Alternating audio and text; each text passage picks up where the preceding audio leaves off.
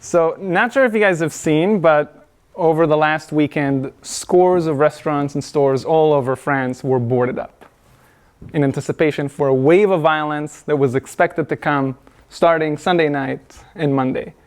If you haven't been paying attention, it's because there was a snap election in France. President Macron had decided, he's in the centrist party, he decided that after a massive upturn of the European Parliament that had happened just a few weeks ago, there was an election for the European Parliament a few weeks ago, where his centrist party lost an enormous number of seats. And the party that won all of those seats was the party of the extreme far right. A party that, at least according to him, he considers to be an extremist, fascist, xenophobic party. And he wanted his country to clarify their position. Do you guys actually want a far-right party? Or perhaps you want the far-left party that has also been ascending? A party that is a coalition of communists and socialists. So he decided to call a snap election. And the people basically told him, yes, they wanted both. A couple of weeks ago, this was Sunday of last week, the first night of the polls, they came out, and the far right had won a tremendous number of seats. Everybody thought this was just going to be a complete victory for the far right. And then a couple of days ago, on last Sunday, I think it was Monday morning here, it was revealed that actually it was the far left that had won. So the country's incredibly divided. The biggest loser here had been the moderates and the centrists. This is not just unique to France, obviously not just unique to the United States. We've seen this here in our country too. Everywhere you look all over the world, every single society is becoming more and more polarized. Actually, there's a handful of countries where that isn't the case. But that's how you know the data is correct. By and large, everybody's polarizing, right? What does that feel like to be so polarizing? Everybody knows, right? Like in this country, it's very clear. It's almost like you're watching a different movie. Now, sometimes you're literally watching a different movie. On October 7th, Hamas invaded Israel and recorded every second from that day. And what did they do with all this footage? Well, that depends on the audience. So for some of the audience, let's say in the West, they got videos mostly of like military battles and that sort of thing. The audience in the West Bank and in Gaza, the Palestinians, saw mostly heroic efforts, nothing particularly cruel. Israeli audiences were made to watch a completely different movie in a totally different genre. And if you're not able to understand what the different movies are that people are watching, the world will continue to be completely unintelligible to you. Now, is this a bad thing that everybody's watching different movies? Sure, I think it's probably pretty easy to say that it's bad. Political scientists since the 50s have been talking about polarization and its consequences, especially its negative consequences to democracies. Why is it that it's so bad for democracies? You might have some intuition, but I'll just give you a couple of touch points. Since roughly the 70s, democracies no longer die because there's some dictator who's taken over with like with his military regime. There's no coup d'etats really in that sense.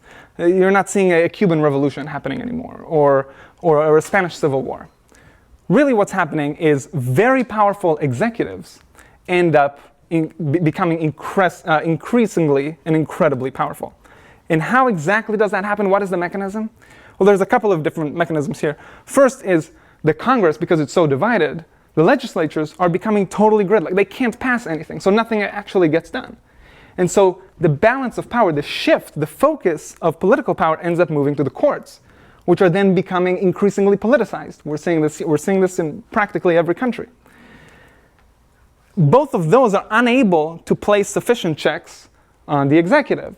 This is one of the things. And the other thing is that authoritarians are actually able to leverage the social cleavages that exist in society in order to pass anti-democratic measures. It isn't the case when you go and ask all of these people from those countries that are becoming less democratic, why do you become less democratic? Do you no longer value they value democracy. It's clear they still value democracy. It's just that they hate the other side even more. That's what happens. And the authoritarians are opportunistic enough, they understand this. And so they further divide us, they capitalize on it, This is called affective polarization. Political scientists call this, and this is also increasing. Not just ideological polarization. It's clear, ideological, we're actually believing different things. Now we just hate one another. So that's also increasing. Why is it increasing? A bunch of answers. Nothing particularly new or unique here. You've all heard of this, the filter bubbles, Facebook. We know all of the stories. I actually think that the reason there isn't a particular story here is because doing this science, when you dig into the detail, doing this science is just really difficult to do. But it actually doesn't have to be all that fancy. You could just run very simple simulations, start with 10,000 agents, give them just a little bit of confirmation bias, and then just let it keep going for a little bit. Confirmation bias is in, I like the stuff that makes me feel like I'm right. That's it. That's all you need. After 90 days, you just get extreme polarization in society. And this is even when people are seeing 50%. They're seeing both sides. It's not like one is watching Fox News and another is CNN. No. Everybody's consuming a healthy, balanced information diet. Still, you're going to get this type of polarization. Now, what happens when you add echo chambers? The echo chambers is when, right, like I only talk to other people that sort of agree with me. Again, even more stark polarization. And what happens when you add filter bubbles? Filter bubbles is when the algorithm says, you know what, I'm just going to keep sending you the kinds of stuff that I think you're going to like. Again, even more polarization. So really, the story doesn't have to be all that complicated. We could just reduce it down to these 3 elements. We got these existing cognitive biases, we got these echo chambers, and we have filter bubbles. The question that sort of occurred to me is, how is each one of these components going to be affected by GenAI? And when posed this way, I actually think it's a pretty important question. I can't actually think of a more important question because our ability to answer every other question, to actually solve, tackle, challenge, every other challenge that's going to come our way is going to be contingent on us being able to figure this out. So I want to ask this, and I have some theories and some ideas about what's actually going to happen with GenAI. And I'm sure you guys have a bunch of other ideas too. We can discuss them, the question and answer afterwards. Okay, so in the likely case, not in the ideal case, let's just start, what's actually very likely to happen?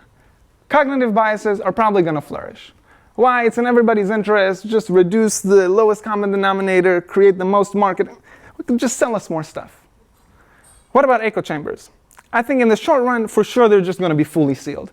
The pro-Trump people don't talk to the anti-Trump people. The pro-Israel people don't talk to the anti-Israel. Completely sealed. Filter bubbles. What's going to happen with filter bubbles? Well, I don't think we're going to have filter bubbles. I think we're going to have what I call generative bubbles. Because it isn't the case that the algorithm has to say, okay, from all of this content, which one should I give this person? No, I start with this person, and I generate the stuff that will work for this person directly. Right? So we're going to generate this bubble.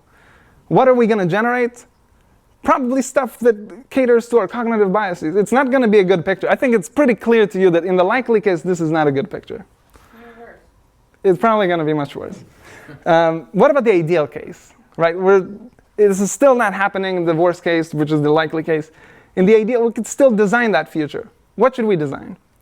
So in the ideal case, I think that we can cleverly pitch one cognitive bias against the other cognitive bias. We shouldn't be expecting that our cognitive biases will be exploited. They can be leveraged. If an AI or an agent or something is detecting that I'm about to be driven by confirmation bias, well, I have other biases, like I'm attracted to cute things, right? So just show me a cat, or show me a kid with the big ears, or something, you know? What about echo chambers? I think echo chambers are likely to go away because I don't think content is really going to be mediated by peers anymore. You already see this with like TikTok. Back in the day, like, Facebook needed a full social graph. Why? Because that's how we know what kinds of stuff we're likely to like based on what our friends. TikTok is like, we don't need this anymore. Our recommender systems are so good. You just interact with the app a little bit. We know what you like. I feel like we're just going to continue moving in that direction. Maybe not so much GenAI, but this is just pure machine learning. Filter bubbles too. These are going to be generative bubbles, but the question is, what kinds of content should it generate? And what I'm saying is it should be generating content that leverage our cognitive biases actually for good. This is sort of the key for this presentation. Generative bubbles should leverage our cognitive biases and produce stories that question simplification and polarization while promoting plurality. I think this is sort of the key. This looks incredibly difficult to do.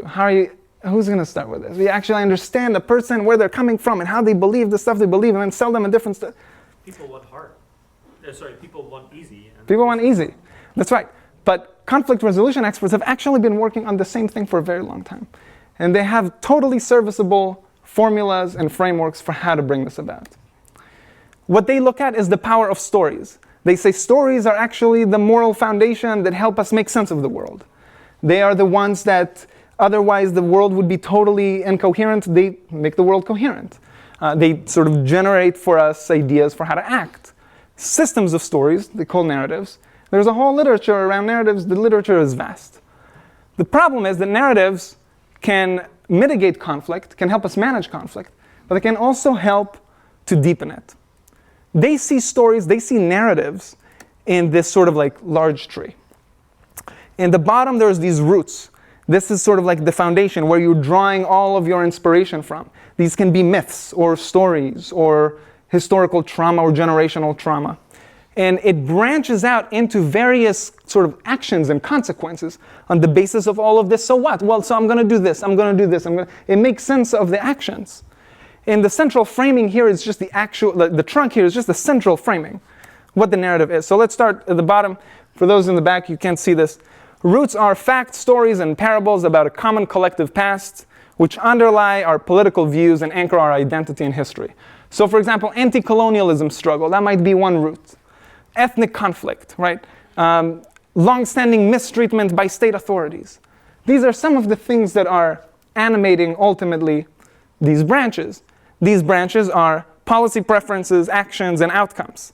Ultimately, they're attached to the trunk. So for example, on the basis of these roots, therefore, we're going to mistrust reform. We're not going to support decentralization, or we are going to support decentralization. We're ambivalent if we see corruption in our society. The trunk is that hardy central framing, or the understanding that grows from the roots. Only we can protect our interests. National authorities can't be trusted. That is the narrative. The key here is that polarized societies don't have many trees. They have very simple and very few trees. And I want to demonstrate this to you. Oh, the other interesting thing about this is that these trees tend to reinforce themselves, right? And they tend to make you feel like you're always the victim and they're always the victimizers, right? And everything you do is right and well-intentioned. Everything they do is evil and malice. Okay, let's be a little controversial. So, a couple of narratives. Let's actually focus on the Israeli-Palestinian case. You don't have to read all of this. I'll give you the summary. This is obviously deliberately cartoonish, right? So someone's going to raise their hand. It's more complicated. I know it's more complicated. This is a narrative I call the Crusader narrative. What are some of the roots? Throughout history, Palestinians, they see themselves, they're an unoccupied people. Always waves of armies, Crusader armies are coming and oppressing them and occupying them. In 1948, they experienced land dispossession. And since 1967, there have been settlements in the West Bank and Gaza. That's what they're seeing. And so therefore, what is the trunk? What is the main understanding? Middle Eastern Jews are the latest manifestation of Western colonialism. They're just another crusader. You read their newspapers, they call Zionist crusaders. I'm not making this up. What are the branches? So therefore what? Therefore what on the basis of this narrative? We ought to wage an anti-colonialist struggle. And if we do it long enough, the Jews will go back to their country. The same way that the French went back to their country from Algeria, and the British went back from Indonesia, and the Dutch went back from many places. Indonesia. Including New York. Yeah. Oh, although we bought it, I think. Right? Yeah. What is the Israeli narrative? It is the ethnic persecution narrative. Throughout history, Jews have faced persecution wherever they go. In the Christian world, in the Muslim world, that is part of the core understanding. This is the root. What is the trunk? Palestinian violence, when they see it, it's just another manifestation of anti-Jewish hatred. That's really all it is. Therefore what? We have to defend ourselves against the anti-Semites. We've outlived the Egyptians, we've outlived the Nazis, we've outlived the Persians. We're going to outlive this too. Americans, we also have a narrative. I call this the Christopher Columbus narrative, especially for white people in America. What are the roots? White European settlers arrived to the American continent, enslaved, killed, ethnically displaced the indigenous population. What is the trunk? Therefore, what is the central framing? White Americans are the privileged beneficiaries of systems of oppression. Therefore, what? What is the branch? Therefore, let's identify similar systems of oppression and stand up and resist when we see them. We can look around, maybe in the Middle East. Maybe that's a similar type of thing that's going on there. What happened to us? Da, da, da. Okay.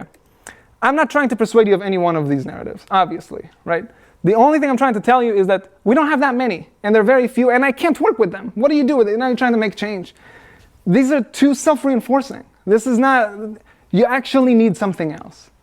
Now, what all of these experts do is they say, we're not actually trying to converge onto a single tree. That's not the goal. We're not, maybe the colonialist picture or the Israelis, if they see it as like a national liberation picture, maybe both of those narratives will continue to live for a long time. That's okay.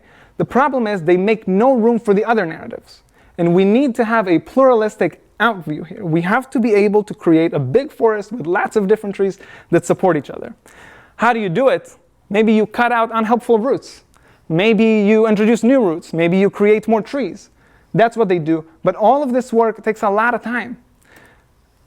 The goal of my company is to try to productize this and to do this at scale.